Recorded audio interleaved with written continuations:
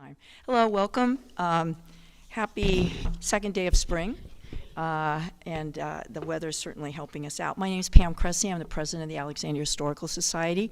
Several of our board members are here. You could kind of raise your hand, board members. Thank you for everything you're doing, and thank you for new membership and anybody who'd like to come. I want to welcome Molly Kerr tonight. Thank you for coming. And she has some very exciting research to present to us, which I think sounds like it could be a lifetime project. You're just at the tip of it. But thankfully, she's in Alexandria, which I think will make a big difference to everything we know about this town, expanding our understanding, as there always are new ways of doing history. I'd also like to introduce Sarah McBurney, who is on the camera back here. Yay, Sarah. And Sarah's with the Alexandria City High School. And we are partnering with the broadcast club there to be taping our sessions. And you will find Molly's talk on our YouTube station in maybe 6 to 8 weeks. Sarah, it doesn't take Sarah that long to produce it, by the way, but we thought we do want people to come and join us and not just sit home and watch it on TV or on their phones as well. Hey, hi. So let me just tell you, the broadcast club is composed of their teacher, Vilma Sefrin, who is a force unto herself, of the finest and most talented team of TV media students. So we're glad to have you here, Sarah. Thank you. Molly is the founding director of History Revealed, as you can see up here, Inc. And she comes with a background, academic studies, in both anthropology at Mary Washington and also archaeology at really the seat of public archaeology, the University of Arkansas at Fayetteville. And the first book on public archaeology was called Public Archaeology by Bob McGimsey. And I think he really pioneered the approach of working with people and looking at history and archaeology for why it has a wider value than just things in the ground, but much broader, and doing planning. She has a wide range of experience, and she was not only doing archaeology, but she was teaching teachers. And we have Gwen here, who was a teacher of history, and she also created a database cataloging enslaved people at Mount Vernon or everywhere. I guess George Washington had certain properties. And she's focused on store accounts, and maybe you'll tell us a little bit about why that's the case. And as we all know as consumers, advertising people are always studying us, right? Like, I was horrified to find when I bought a car a few years ago, and it took me months of research, Consumer Reports, months of research, that in fact I was the exact demographic that particular company expected to buy their car. So if I just looked up who I'm supposed to be and what I should do, then I could just go out and buy that stuff. They didn't have that problem back then, but I think there was some advertising. I think I saw some newspaper accounts noting some adjectives for things coming in, and bulbs, tulips and things like that coming for spring. So we do know that advertising was a key feature going all the way back. But she's looking at what these 18th century records tell us about the people, places, and events, and of course the material culture of not only Alexandria, but also Colchester. And I live on Mason Neck. Colchester vied with Alexandria at that time, both tobacco ports on the Occoquan. And if you drive south on Route 1 or on 95, when you cross the Occoquan, which is just where the traffic hits, so you actually sit on top of the Occoquan for a long time. Old Colchester is just on the Virginia side, on the east, and virtually unknown today by many people. So Molly's going to discuss what can be revealed about the community in and around 18th century Alexandria from the ledgers. The account books detail a wealth of information from a community, describing people and places, objects, economies, politics, religion, events. They are different from the typical prose of a letter or diary and reveal insights into the lives of less recognized members of the community, like women and the enslaved, through their own accounts as well as the purchases they made, and interestingly enough, on those made on their behalf by others. Using ledgers, Sarah and her group is going to be working on the Shopping Stories project, which hopes to develop a prosopography.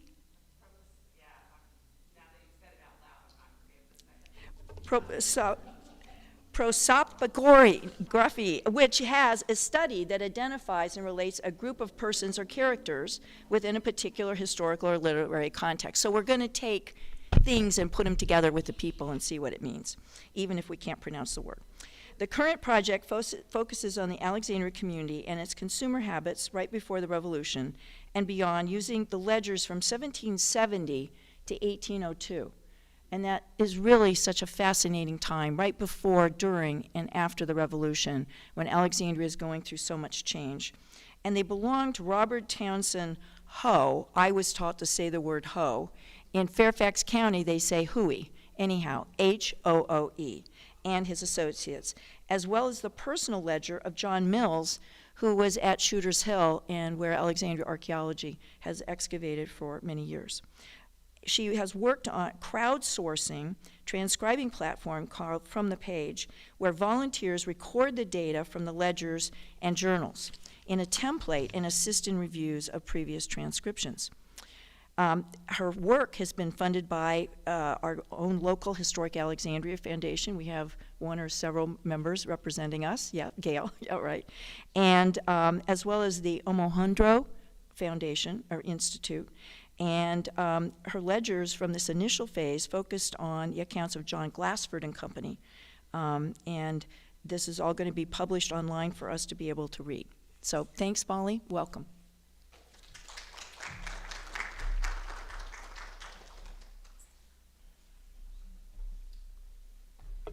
Well, let me start by saying thank you to everybody for coming out this evening. As I understand, this is one of the first post-COVID in-person presentations for the Society, so I'm kind of excited and honored to get to be the person who leads off. And I also just want to say that I forgot all the things that I put in the introduction. So I'm going to apologize if there's a little redundancy as I get started here. But you'll get to hear it all again with a slide, maybe. All right, so ledgers represent, as was kind of already alluded to, a major untapped resource of Alexandria's history, especially from its pre-revolutionary years when not very much is known, as there are very few sources, and the newspaper advertisements don't really start until 1784. So you've got this long gap where there isn't a whole lot known about Alexandria's early founding.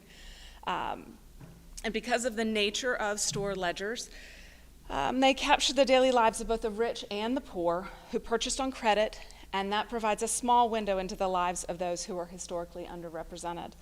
Tonight, I want to share with you my enthusiasm for ledgers or store accounts or account books. I kind of use all of that interchangeably throughout,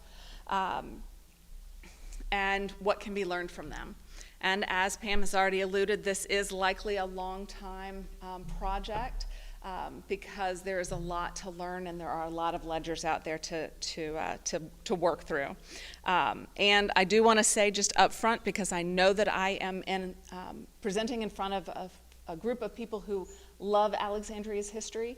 I hope that you learn from me tonight, and I hope that I have a chance to learn from you, because I anticipate that you all may have a lot of knowledge that I don't, because I'm dealing with one very small data set. And so I am hoping that you all will be able to help me and shed some light on some of the things that maybe I don't know or maybe I get wrong. And I look forward to answering those questions or hearing your thoughts at the end.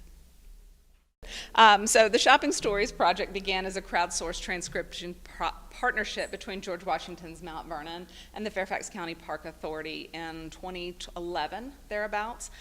City archaeologist Dr. Eleanor Breen was a Mount Vernon Archaeological Research Fellow at the time and was studying George Washington's consumer habits.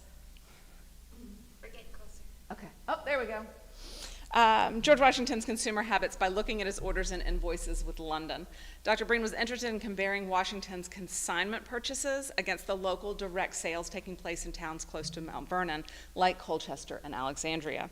About the same time, the Fairfax County Park Authority launched its archaeological project focused on newly acquired county lands that encompass part of the now defunct town of Colchester, and ledgers from the Library of Congress for the John Glassford and Company stores in Colchester and Alexandria for 1758 to 69 provided access to information for their respective projects.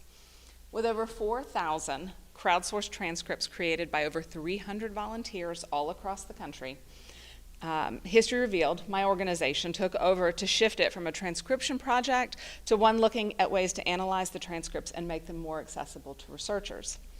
Which brings us to today, and while we really love editing transcripts and doing all the research, we knew that there were other ledgers that provided connections to Alexandria. And so over the last several years, we've applied for grants from the Omohundro Institute and the Historic Alexandria Foundation, basically to sponsor the digitization of an additional 10 ledgers, journals, and invoice books from the Alexandria stores associated with Robert Townshend Hooe.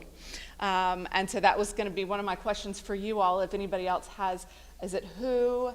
Is it Hooe? Is it Hooey? It's spelled H-O-O-E. And so one of the things that's fascinating to me is being able to pick up on the language and the dialect, because there was no Webster's Dictionary at that point, so there was no standardized spelling. So what's fun about the ledgers is that you can pick up the how people said things by how they spelled them. And you can see the same thing spelled 3 different ways by 3 different authors on the same page. And so those are the kinds of things that make it a little bit more, because you can start to hear it. You can hear the language. Is that microphone working? As far as I know, it is. Yes, ma'am. So, and so these new ledgers run from 1770 to 1802, as well as that personal ledger by John Mills. All of these new ledgers that we've been working with are found at the New York Public Library, and as part of what they did on my behalf and on History Revealed's behalf for digitization, they're also made publicly available on the New York Public Library's digital collections. So if you ever wanted to go look at them and you didn't want to worry about what History Revealed was up to, New York Public Library now has them also as part of their digital collections. And not to dissuade you from going to special collections here at Alexandria as well, where you can also see them on microfilm. So we have begun the transcription process for these ledgers. And so that basically extends our shopping dates from 1758 with the original Colchester ledger all the way up to 1802 with the Alexandria store ledgers. And so our hope ultimately is to be able to compare those consumer habits from well before the Revolution and all the way up through the founding and the New Republic. So as promised, maybe. There we go. Whoops. Too soon. Okay, as promised, in case you are not familiar with where the stores are, Colchester no longer exists. And it was basically the only thing that still resides, so there's your traffic jam right there. The only thing that still resides there today is one 18th century building, which was a tavern at the time. It's now a private residence that Fairfax County Park Authority recently acquired. So they are going to be adding it to their park that is there. And of course, as we know, Alexandria survived. Lots of ups and downs, but it is now obviously successful and thriving and bustling. Maybe. All right, so if we go back to finding the sweet spot of where to hold the, there we go, okay. So Colchester was founded in 1753. It was platted on 25 acres that belonged to Peter Wagner. It was approximately 42 1/2-acre lots with 3 primary streets 60 feet wide. Today the road is like 22 feet wide. So it's a big difference in terms of what it would have looked like in the 18th century. Alexandria, as you probably are aware, was founded 4 years earlier, nearly double the size of Colchester, and belonged to lands of John and Philip Alexander and Hugh West, and it contained double the number of lots at 84 1/2-acre lots. So we know the Colchester store in all likelihood was on what was known as lot number 3, at least at its founding. It may have later moved, but we definitely know that that was where it was, and was rented from the land was rented from Benjamin Grayson. And we assume that that was the place because that Benjamin Grayson's lot also had what was described as a storehouse and a stable. So it was the most ideal situated place. In contrast, the Alexandria store that belonged to John Glassford and Company was here on lot number 31, so at Fairfax and Queen Streets. And then the Hooe store, at least in its origins, was here at King and Fairfax, and was rented from the widow Susanna Patterson. So all 3 of these stores are documented in the ledgers, not just in terms of their overhead expenses, but also in material that was purchased to modify, to change, and to add to the existing buildings, as well as all the services rendered. The people who did the work is often documented as well. All right, so how do ledgers work? So, cursive handwriting, challenging in and of itself. Then we also add bookkeeping. If anybody has ever used QuickBooks, Quicken, Mint, any of the online softwares that help you balance your checkbooks, this is, in essence, the 18th century version of that in book form instead of computerized form. It shows a credit economy, not a barter economy. So all goods and services have specific value, and all of them have something that is exchanged. And that is what's good about the ledgers, is they can tell you exactly what the exchange was. They keep track of the store's expenses and income over a certain time period, and they are the legal document that is created for at the end of the fiscal year. This is, if I'm the store owner and you owe me money, then this is what I'm going to take to the courts with me. So this is a very important record, and there are even court cases where store owners are trying to collect their debts or are trying to hide from their debts, and the books disappear. So it's amazing that we have these ledgers that are extant today. Why they are at the John Glassford and Company are at the Library of Congress, have been there since like 1898. The Hooe ledgers have been at New York Public Library since the 1930s. Why they saved them, I don't know, other than to say I'm really thankful that they did, because it's got all kinds of fun stuff in it. So the ledger pages are broken down into 2 halves. So typically, often the left-hand side and the right-hand side. We see them often when you don't see the book itself. You see the photographs, and they're separated. And so sometimes it's really hard to keep track of the fact that you've got the name for the account spread across 2 pages. So we have the debit page, which details all the purchases. We have the payment page, or the credit page, the credit page, which details all the payments. And rarely do the dates line up. Just like today. Anybody pay their credit card bill the same day they make a purchase? So it's the same thing that's happening then. And so at the same time, so we have this. This is the end of the year. This is the ledger, the store account, the account book. At the end of every day, there is someone who is keeping a day book. And in essence, we can recreate, using the day books or the journals, the actual events of the day, who came into the store, the order in which they came into the store. And those day books also provide us a lot of information that isn't included in the final ledger. So I don't know if you can read this. 2 cash paid sundries per journal. Per journal, very boring. We hate when it says per journal. It doesn't tell us anything. Sundries tells us even less. When we have the journal, we can go back and see what those sundries were. We can see who the shopper was who came into the store, because it often is not the account holder. This is Virginia currency and sterling. What are they paying in? So in this particular series, they're paying in Virginia currency and sterling. So this is from 1770 to 73 from the Hooe and Company ledger. So in this particular instance, they move in both currencies all the time. And each year the exchange rate is slightly different. So it's British sterling or Virginia currency. And so this often is like today, funny money in the cloud. You slap your credit card down, the money just kind of moves magically between the bank. The same thing is happening here in these books.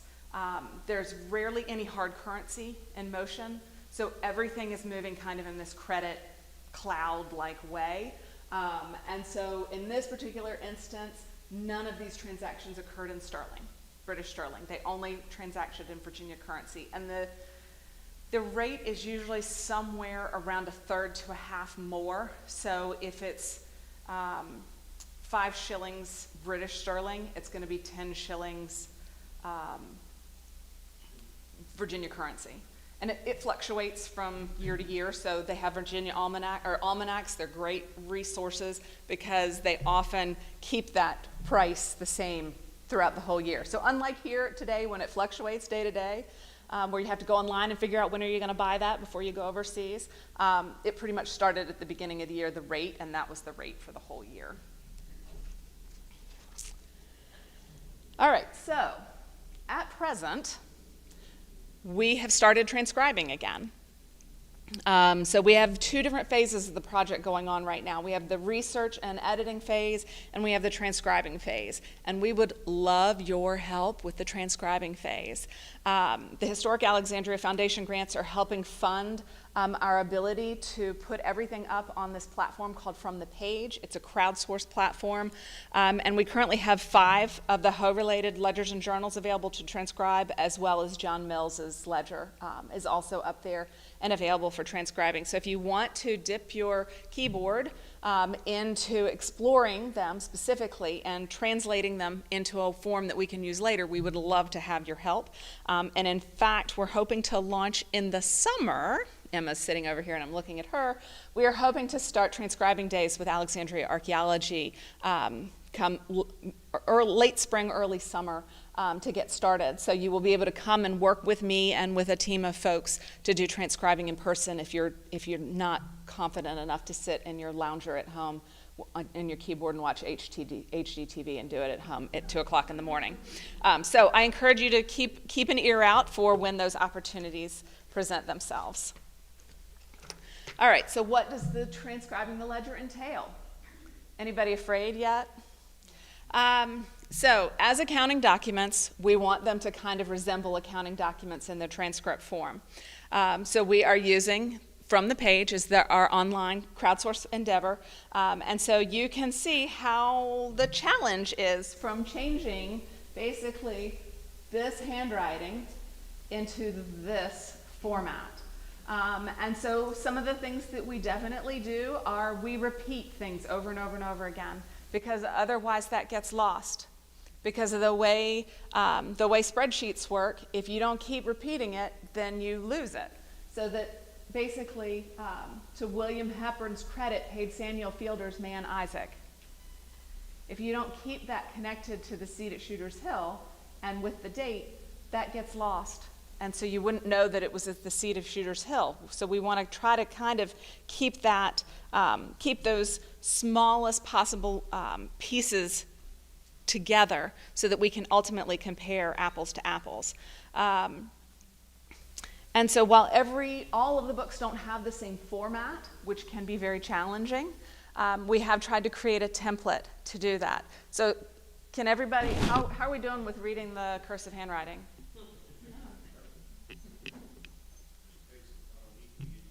It does. So one of the challenges with doing it is learning. It's a lot like a puzzle. It's a lot like learning a foreign language. The handwriting, if you have any cursive handwriting background, it's still the same cursive that we use today. The letters are just a little different and the slant of the pen is just a little different. But once you start reading it, it's often, you start to see it. And one of the things that we have elected to do as an organization that a lot of times transcriptions don't do, we've decided we want to make them immediately usable. We don't just do WM, because 3 years from now, we might not remember what WM stands for. We know right now it stands for William, so we go ahead and transcribe it in square brackets afterwards. And that means you, as a new transcriber, when you come in, it gives you the ability to go back and look at other pages and compare. What did that letter look like? What did somebody see before? And so it gives you the ability basically to compare the letters and then put them in down here. And so that's part of what we hope for. What's interesting about this particular version, so this is John Mills's ledger. So this is literally Shooter's Hill. This is one of the pages having to do, that's connected to the archaeological project that's ongoing nearly every summer, I think.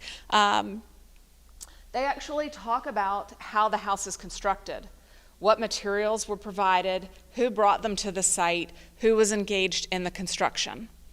But what also is interesting about this is the handwriting of this particular ledger is someone who clearly, who probably did not grow up here.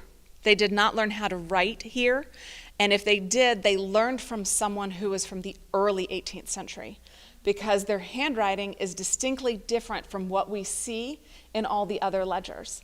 Their abbreviations are slightly different, and so I actually was just looking at something today that came out of Scotland, which talks about how to read Scottish documents from 1500 to 1700, and I was like, oh, that handwriting looks very familiar. So, you know, it's where you can start to see some of those overlaps.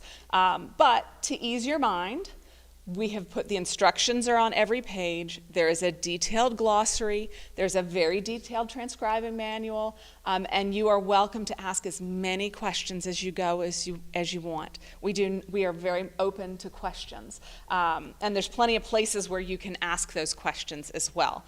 So that's one of the things that we want you to participate. We recognize that it is challenging, especially if it's not something that you've ever done before. So, what are we going to do with all those transcripts? Transcripts by themselves are often remain inaccessible. They're just sheets of paper. How do you deal with that? How do you compare? Because a lot of the questions that we want to ask the ledgers involve multiple pages, multiple books. How do you see all of that at once?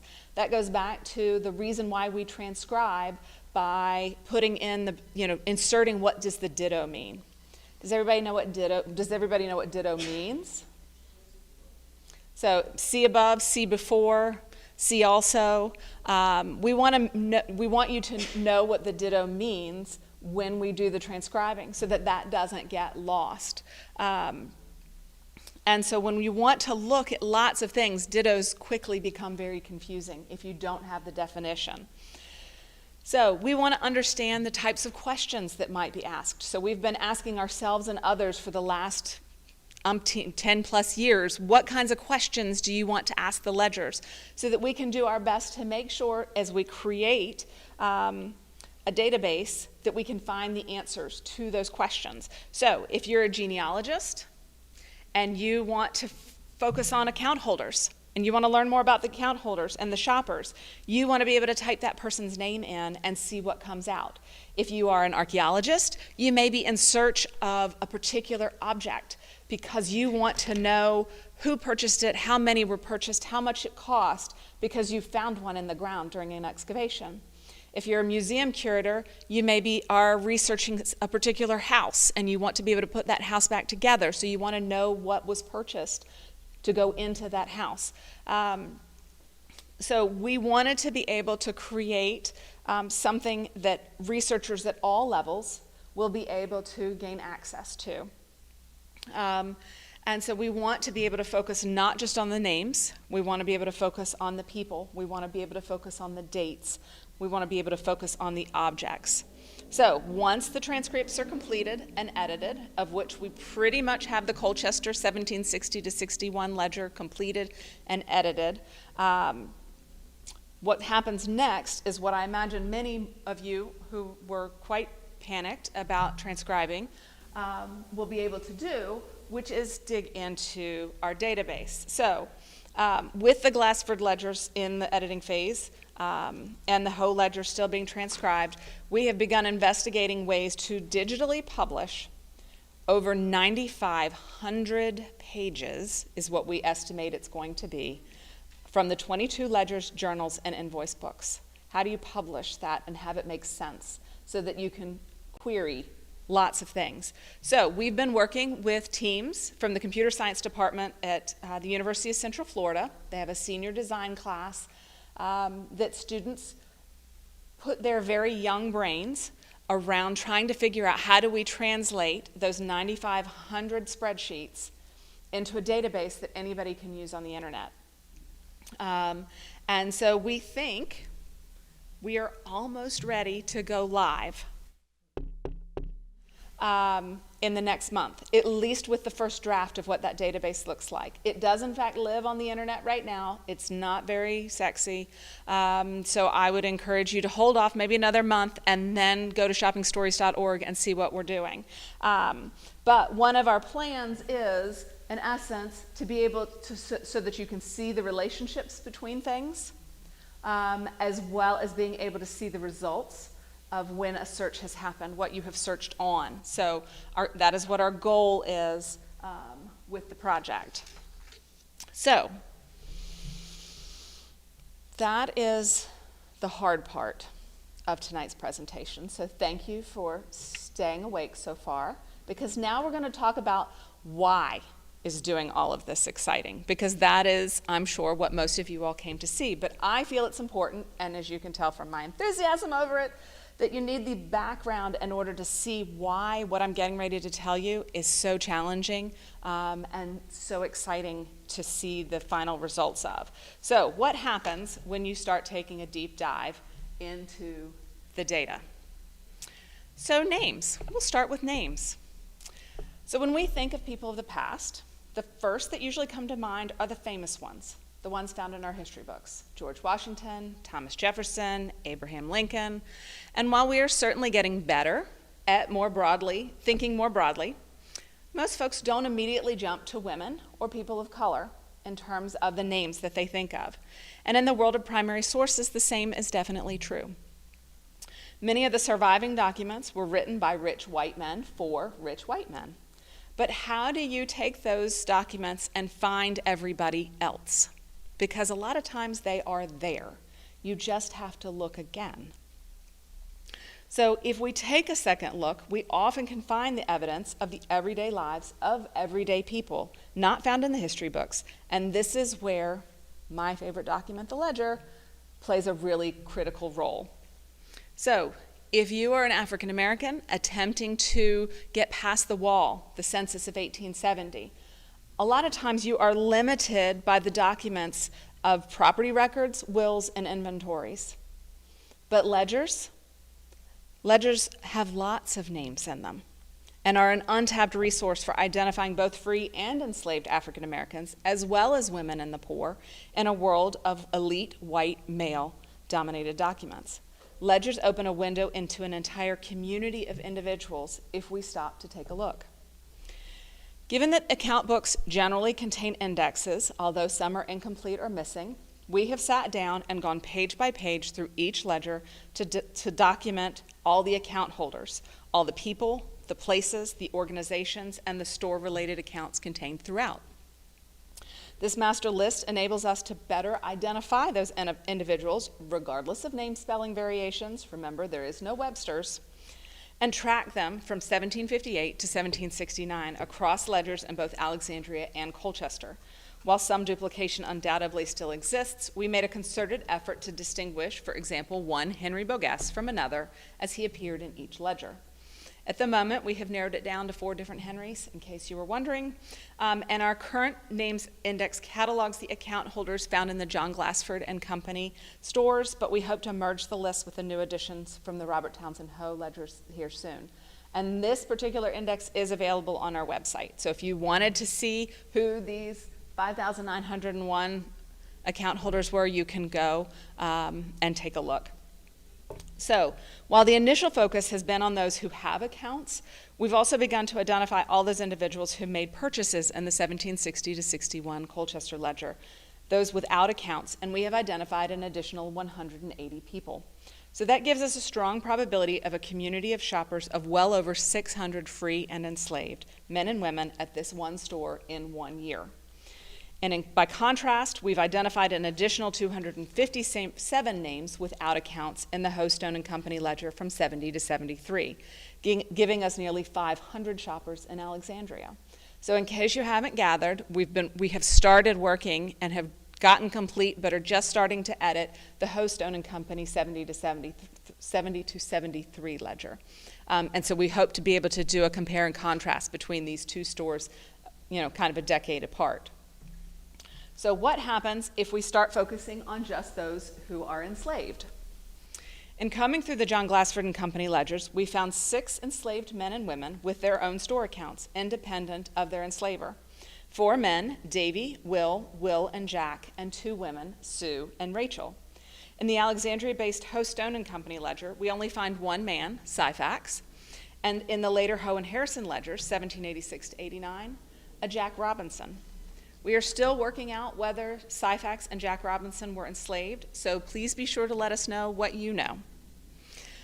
Just like everyone else in the ledgers, these enslaved men and women made purchases on credit, paid their accounts, navigated the local economy with apparent autonomy. Purchases were practical as well as frivolous, but their payments were generally made in either ready money or services rendered to the stores or others. But these names only represent individuals with store accounts. What about everyone else found within accounts that represent purchases made by them or on behalf of them? In the Colchester 60 to 61 ledger, we find upwards of 29 individuals who were clearly enslaved, or possibly so, as only a first name was included. Celia, Glasgow, and Milford were enslaved by the Colchester store. Betty was hired out to the store from Bertrand Ewell. Kate was a washerwoman enslaved by Elizabeth Fallon, who frequently washed the store's linens. And we have more to learn about Great Jack, Peter, Will, Billy, Prince, and Adam, plus several others described simply as Negro boy, Negro girl, or by their enslavers, such as Mr. McCrae's boy. By contrast, in Alexandria 10 years later, nearly all the enslaved found in the ledgers have names and associated enslavers. We know Anthony and Ben were hired by the store from Robert Townshend Hooe, and that Peter was hired by the store from William Ramsey, while Jack came over from Port Tobacco and may have been enslaved by Robert Hanson Harrison or the Port Tobacco store, still to be determined. George was enslaved by Elizabeth Hunter, was also hired out to the store and to the schooner John.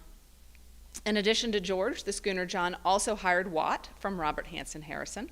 2 unnamed men were enslaved by local doctors, William Rumney and William Brown, and both of the gentlemen had leather breeches purchased for them. And in September 1771, Robert Adam and Company paid £2 5 for passage of an unnamed enslaved man from Barbados on the schooner John to Alexandria.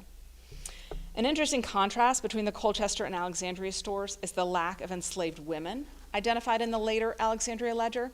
So does this mean enslaved women weren't to be found in the burgeoning town? Probably not. We just simply need to look for other ways to find them. So, as I have alluded already, a way we can learn more about the daily lives of the enslaved is through evidence of hiring out, which may have been the more common fate of many individuals enslaved by residents within the town of Alexandria, like the previously described Anthony, Ben, Peter, George, and Watt. Although we also find it in Colchester with Betty and Kate being hired out to the store as well. Hiring out was the practice of renting your enslaved men or woman to another for a designated period of time. As the enslaver, you would profit from the arrangement and not be responsible for tithes or taxes associated with the individual during that time.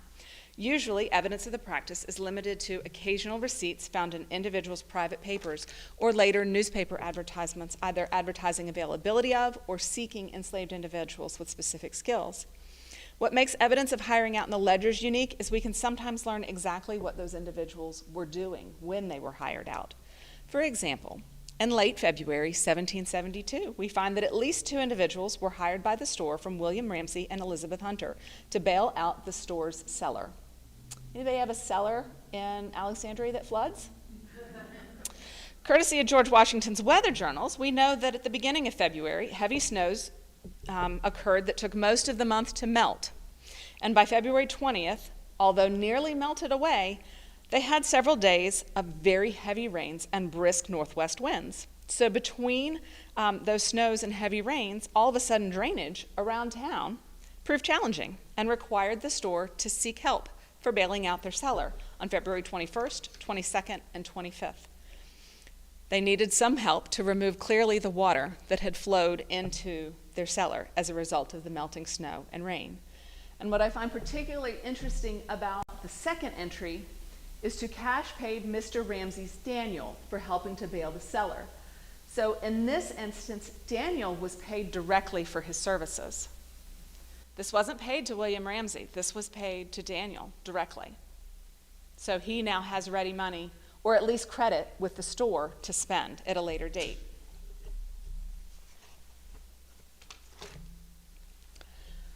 So sometimes we have to read between the lines to learn about the unnamed enslaved individuals in the account books.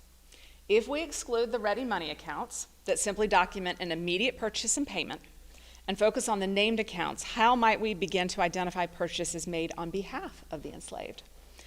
The Colchester account of Richard Wilson provides us a peek into these kinds of purchases made from 1760 to 61. Wilson paid for his own purchases by selling the store a pair of shoes valued at 5 shillings. The shoes were specifically described as being for Celia, a girl enslaved by the store. A week later, he provided an additional pair of shoes for one of the enslaved boys or men. In the previous ledger, Wilson sold pairs of shoes for Alan and Betty on behalf of the store. In all, 7 pairs of shoes were purchased by the store as provisions for its enslaved that year. 5 pairs for men ranged in price from 3 to 5 shillings 6 pence. 2 pairs for women ranged in price from 2 shillings 4 pence to 5 shillings. These ranges were consistent with the prices of over 40% of the shoes sold to all the customers that year, meaning the designation of for whom they were purchased, or without the designation of for whom they were purchased, shoes don't represent a great object to use to discover enslavement. However, the 7 pairs of shoes do provide us a small glimpse into who the enslaved associated with the store were. The shoes were purchased for Celia, Betty, Glasgow, and Milford as part of their annual provisions. Using the ledgers, we know Glasgow was purchased from Benjamin Grayson in July 1759. Celia's purchase date has yet to be determined. Celia's and Glasgow's ages were adjudged to be 10 years old by the sheriff, who was provided 19 pounds tobacco for recording it in the court order book on November 20th, 1759. Celia was provided 2 shifts, petticoats, and jackets in March of 1761, and in November had a jacket and petticoat made in green baize, a coarse fabric with worsted, warp, and woolen weft. Say that 3 times fast. With a plain weave commonly used to line clothing or the backs of cabinets, not as outerwear. So its vibrant color makes us wonder, did she select the fabric or did her enslaver? At the same time, she also had a handkerchief, shift, and apron made. The next time we find Celia in the ledgers is in November 1764, when she and her child, she would have only been about 15 years old at that point, were sold to James Cleveland, who was most likely George Washington's overseer, James Cleveland, at River Farm for 90 pounds. So it is possible that Celia went from Colchester to what we know today of as River Farm to live. By contrast to shoes, an object that definitely opens the door to identifying enslavement in the ledgers was the hoe. Yet it was never overtly associated with them in its purchase. In Alexandria, we find only 2 purchases of hoes in the Hoe, Stone and Company ledger, which isn't unexpected given the more urban environment of the town and the shift in agricultural practices away from tobacco to wheat and by extension flour by that time. The store moved just over 1,100 pounds Virginia currency in tobacco during the 3-year period, but nearly 3,400 pounds Virginia currency in wheat and well over 7,000 in flour. It also dealt in bags, herrings, stave, flax, and corn. By comparison, Colchester, for the single year of 1760 to 61, the primary payment of accounts was in tobacco, in which the store exchanged nearly 2,300 pounds Virginia currency and a comparable amount in British sterling based on the nearly 224,000 pounds of tobacco shipped to Glasgow in 1761. As expected of a store servicing a more rural location, the store's manager, Alexander Henderson, ordered from Glasgow in 1759 and in 1760 a combined 450 hoes to be made available for sale. While primarily noted as broad, he also ordered narrow hoes, and based on their wholesale prices, they came in several gauges, and all requested with strong or welded eyes. Of those ordered, Henderson sold 96, described as broad, narrow, hilling, grubbing, and weeding. And those additional nomenclature is probably a direct result of the gauges of the hoes. Each hoe retailed for between 3 shillings and 4 shillings 9 pence. Samuel Canterbury purchased 6 of those narrow hoes on February 20th, 1761. While no mention of the enslaved can be found in his accounts, he also purchased a large broadaxe, a 7 feet long steel crosscut saw, and associated file for sharpening it, and thousands of nails, all of which would be needed for constructing buildings, often the labor of the enslaved. He also purchased 7 gallons of rum in late July, which can be indicative of incentives provided to the enslaved during times of harvest. But did Canterbury enslave anyone? For that, we do have to turn to outside sources. According to Beth Mitchell's interpretive map of Fairfax County 1760, we can confirm that Samuel Canterbury owned 170 acres adjacent to present-day Burke and enslaved 10 individuals. So we have that right there, and if you're familiar at all with the map, the 10 basically points to the number of enslaved. And we know from the Fairfax County Historic Courthouse records, Canterbury died conveniently in 1764, leaving 13 enslaved men and women to his wife Mary and niece Mary Ann. In Canterbury's will, he specifically left enslaved Eleanor to his wife Mary, and the remainder of his estate was divided 1/3 to his niece and the remaining 2/3 to his wife. Mary Ann Hill inherited Sampson, Sal, and Hagar. Mary Cleveland, who by the time of the settlement of Canterbury's estate had remarried Eli Cleveland, the brother of James, who purchased Celia from the Colchester store, inherited Cato, Sue, James, Sarah, Peter, Millie, Di, Harry, and an unnamed child who was born after Canterbury's death, for a total valuation in human capital at 241 pounds. Hoes would have been sold by the store handleless, so it made it the responsibility of the enslaved to fashion them to their personal preferences and for the task at hand. So the hoes purchased by Canterbury in February would have been put to work almost immediately, planting the 5 hogsheads of tobacco exchanged for 43 pounds Virginia currency in payment of Canterbury's account in July and August of that year. What did that planting entail? When the hoes were purchased, the tobacco seedlings would have been growing in small beds protected from the weather. A couple of weeks later, those seedlings would be transplanted to small hills raised by those hoes through the labor of the enslaved. In 1774, while visiting Nanjemoy in Maryland, Nicholas Creswell, whose journal also details his visit here in Alexandria, describes seeing 2 enslaved individuals plant 3 acres of tobacco plants in about 4,000 hills per acre in one day. Although Colonial Williamsburg's historic farmer, Ed Schultz, expects it to be more like 3,000 to 6,000 transplanted per person per day. From practical experience, Schultz knows it takes between 10 to 14 strokes of the hoe to raise a hill about 18 inches wide and near a foot tall. Imagine being responsible for the creation of 2,000 hills every day for weeks on end.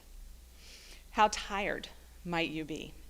And assuming all 170 acres of Canterbury's land was under cultivation, that would amount to over 500,000 hills of tobacco plants to be created, planted, and managed over the growing season with those narrow hoes purchased at the Colchester store in February 1761.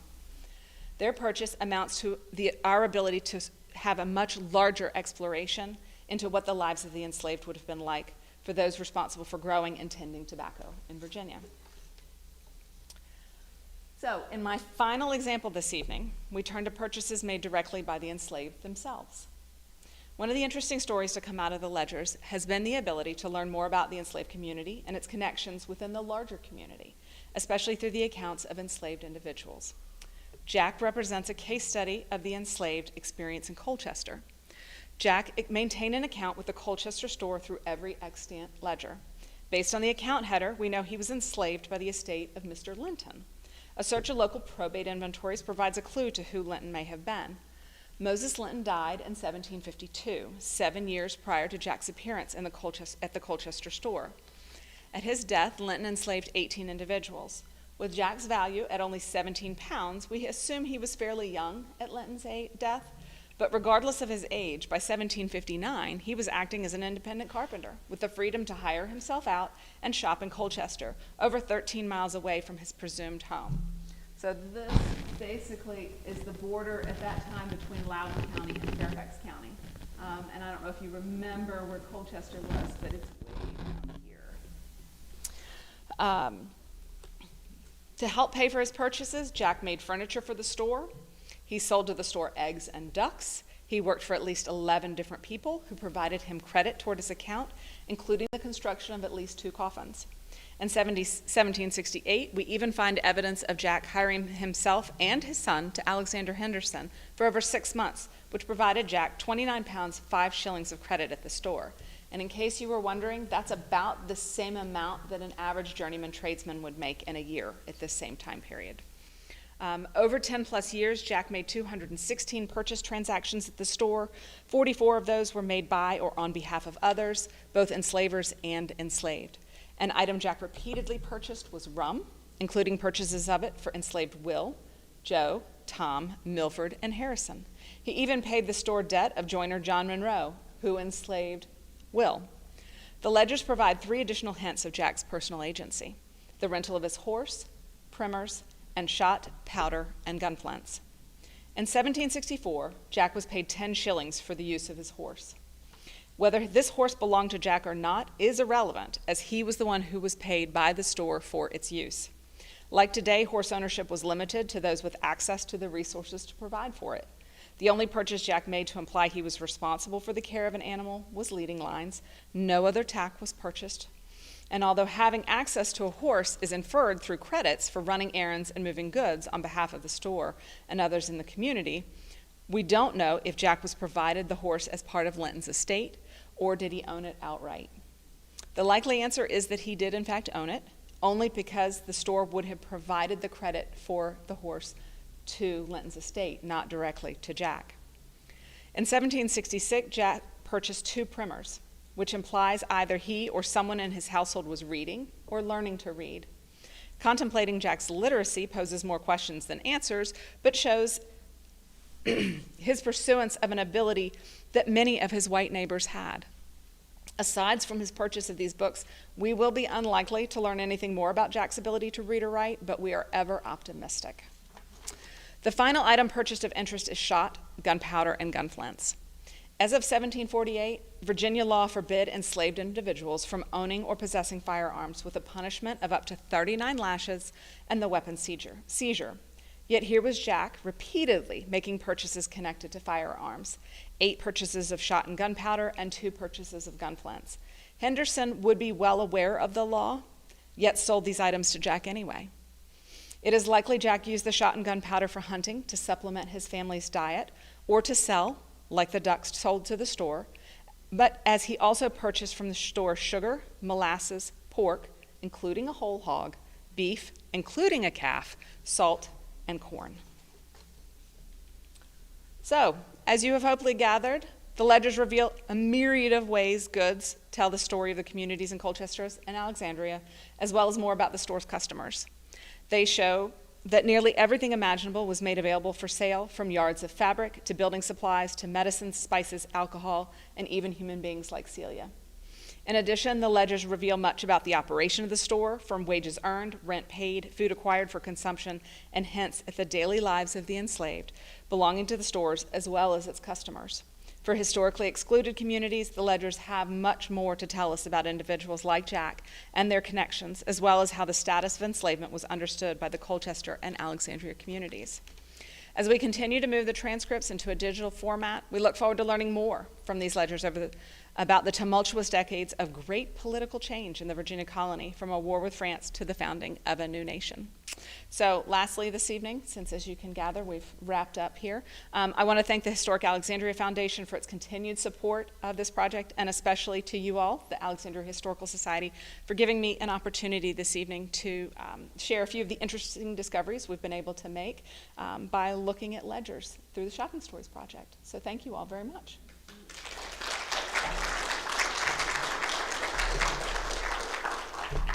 Questions? Yes, sir. What do you plan to do within the platform to give meaning to the currency amounts that are listed? Okay, so the question is, what are we going to do to give currency value to currency? And I presume you mean comparison to modern? Or something, a labor unit? Okay, so I am of the school from Colonial Williamsburg, in which you never try to translate the inflation, basically. It's too many steps have passed from the 18th century to today to be able to say this value is equal to today's money. But what I can say, and what I hope that we're going to be able to do, is create contextual essays that basically complement what's in there, where we can say a horse was valued at this price then, a horse is valued at this price today. So if a horse is valued at 50 pounds in the 18th century, what does that equate to a horse? I don't know, anybody know what the going rate is for a good horse? That kind of thing, where I want to try to kind of find what is a comparable rate. And that is something that I hope to be able to do, is basically come up with some key items and illustrate how those work. I usually use the horse example, but it's probably not the fairest, simply because not everyone had a horse. Would you consider using wages? We certainly could use wages. As I alluded, Jack, in a 6-month span, by hiring himself and his son out, made basically the equivalent of what a journeyman tradesman was making at the same time. We can certainly compare it to the wages that the store keep. So the store manager and his assistants, their wages are all very clearly defined every year. You can see them getting paid. But I'm not sure how we would exactly equate that to today, because your time and service would be a lot more then than it is today. Yes, sir. I presume from your remarks that at that time, banks did not exist. Is that correct? And if not, when did they emerge? All right, so the question is, did banks exist at this time, and when did they emerge? So I'm going to try the second one first. And so that's, banks as we understand them is post-revolution, start of founding new nation, late 1780s, early 1790s. So these stores act like banks for all intent and purposes. So that you can pay your taxes through the stores. You can pay your neighbors through the stores. You can hire people out through the stores. And basically all that money lives up here. It lives in the books.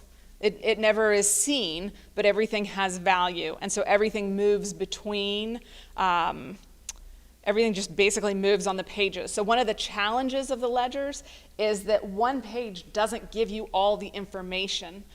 We have what I call the folio reference pages, which are basically like an index. And it says, you read the line, and then it says, see this page for additional information. And so now you have to go to this page to get the rest of the story. Just for example, there is a chintz dress in the 1760 to 61 ledger. It is a very expensive dress, ladies. Chintz was like the premier cloth that you could get because it had a workaround because you weren't allowed to actually import chintz into England. And so the colonies become kind of like this go-between, intermediary for this fabric that is paid for by 3 or 4 different people for the production of this dress. I'm not entirely sure for whom the dress was intended, but they're like 3 or 4 different account holders that have a party to this dress. So you have to chase all these different pages to be able to put the story together. And I still haven't obviously still have not entirely put the story together. But that is part of the challenge of these pages, is that one doesn't do it. It's why we really are excited about being able to put this database together, because then when you pull up, you'll be able to see all the transactions that are related. Fingers crossed. Yes, ma'am.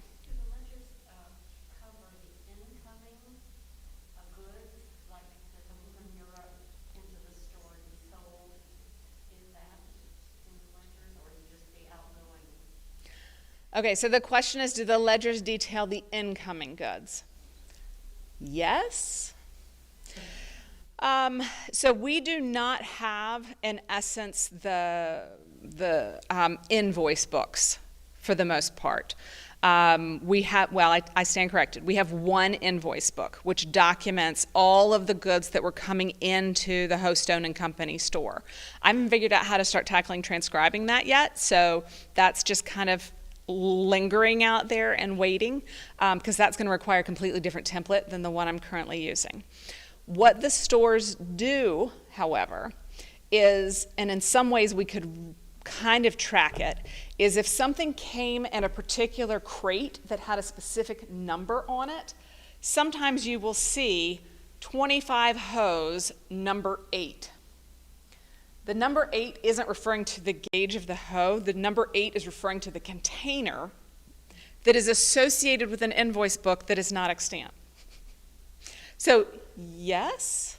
What we also have, however, is like for Alexander Henderson, specifically for the Colchester store, Special Collections at the library down the street has Henderson's letter book, in which we have a goodly number of his orders to Glasgow. So when I described 450 hoes had been ordered, it's because we actually have Henderson's request for hose, or his request for all the goods that were ordered.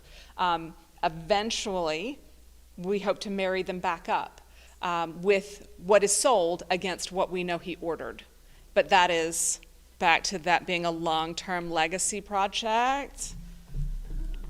I will have many more gray hairs before we get to that part, but I really hope we do. That's my end goal, is to be able to get to that. And that would be fascinating. It goes back to what Dr. Breen was attempting to do by comparing, she tried to compare Washington's orders and then his invoices when they came back and what Washington actually received. And so our hope is to be able to do something similar with the ledgers someday way down there. Yes, sir? So, did the stores charge an interest or a premium on outstanding balances before they took it to court? Okay, so the question is, did the stores charge interest? Rarely, believe it or not. We can see accounts carry over for years and no interest is bearing on them. After the Revolution, that changes a little bit. In fact, the final ledger associated with the Glassford accounts is actually from, I think it's 1802, in which basically it's them collecting debts. And at that point, they have started charging interest. And there is sometimes interest where you can see it, but it's not common. And it seems to sometimes be who you are and what it is. It's often not interest on purchases, it's interest on like bonds, or if you borrow money. That's where we sometimes see interest, but it's often very hard to discern what that interest is. And that is a level of economics that I have not yet gotten my head wrapped around. I see it and I can transcribe it, but I don't necessarily know what it means. So, yes, sir. I was going to the question about the incoming goods. Have you established like a baseline from the shipping records, say like shipping records in 1773, but they're incredibly detailed for the 50s and the 60s, give you a good idea of what was coming into the Potomac. You can't pin it down to what town it was going. So, See what kind of goods are coming. So here's the trick. Because of another project I worked on behalf of Alexandria, the records coming into the Potomac are reasonably detailed, but most of the goods that we see coming into these stores are not coming into the Potomac. Most of these goods are coming into the Rappahannock or to the James, and they're moving by small craft. So they are a lot harder at that point to track. When you actually look at the Potomac customs records during this time, there's not nearly as many ships as you would think coming and going out of Alexandria as a custom-related port. You mostly see goods being exported, and the incoming goods often are just lumped together in cases where you just have one case of things. Yeah, it just is like parcel. Yeah, yeah, and so there's often no inventory, but nearest we can figure, or at least because when I was working on this other project, I had my how does this relate to my store ledgers? Very few of the ships coming in seem to be related to the stores that we have ledgers for. Most of them seem to be coming in for personal possessions, folks like George Washington who have made a massive order, and so it's his material goods that are coming in on those ships. You can track some of them we've been doing, like John Carlisle managed the Hudson and the Olive, so you see the Olive and the Hudson coming out, probably coming in either the Octagon or Alexandria. Maybe. That's part of the trick, though, is because I started trying to figure out what ports they were coming into, and it was never when I thought it was. Like, I tried to track some rum shipments that were coming in from the islands, and they ended up coming in, they are sold out of the store, and I think it's like late August is when I start to see the rum shipment starts to get sold out. They arrived into the port in Rappahannock in like early July, and so it took like 6 weeks for the rum to make its way from the port of Rappahannock all the way back up to here, because those small crafts are stopping at all these other small farms on the way up, dropping off goods, letters, that kind of thing, as it makes its way here into Alexandria. Great. Thank you, Molly. Of course.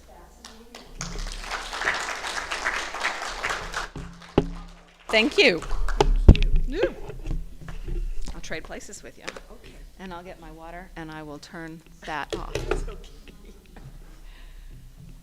You know, with the project of this length, Molly, do you see how, with your questions, I love the questions and the answers. You've absorbed so much, and you have this sense. I really think we need a happy hour with Molly to ask questions and just get what's in you and your sense of it.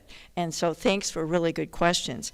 Next month, April, I hope you'll come on the 26th, and we're going to have our annual awards for the T. Michael Miller Award, Special Award, people that have added so much to Alexandria history. And it's a time to celebrate them and also learn how much they have done, as well as students from all of the major high schools in Alexandria awards selected by their teachers. And our speaker for that night is Rob Newig, who is coming from the National Trust for Historic Preservation. He's a vice president, and he has created the Past Forward program to develop a nationwide collective direction for what is the preservation for this century, and what can we do now. And he's going to be sharing his thoughts, and this is great as we honor people that have done so much over decades in some cases for our awareness. Then on May 24th, and these are always the fourth Wednesday of the month, we have Susan Dillis coming to speak to us about a book that she's just published on the Jewish community of Northern Virginia. And this is 175 years of Jewish history in Northern Virginia. And her book has rarely seen photos, which she has collected from individuals. So I hope you'll come for that. And then on June 28th, the last of our spring season, we want to welcome Dr. Eleanor Breen, city archaeologist, giving us an update on the waterfront archaeology, which is continually brewing in front of us all the time. So I hope you can come for each of those. We will be posting on YouTube for the people who are willing to be recorded, and we hope we can get as many people as possible on the YouTube site afterwards. So please join us, and remember, then we will take a hiatus, but we probably will get some newsletters from us as well over the summer, and then we'll start again in September, October, and then boom, in January, we'll start celebrating the 50th anniversary of the Alexandria Historical Society. Some of us would like to be 50 again. Sounds youthful. But we want to be able to celebrate. So if you know people that were around 50 years ago, have thoughts about what was done and ideas of how you would like to recognize 50 years of studying and sharing history, please let us know. I think it can be a great year of awareness as we also move towards the 250th of the nation. And how many of the Alexandria? 275. Thank you. I knew you would know that. Thanks a lot, and happy month until I see you again.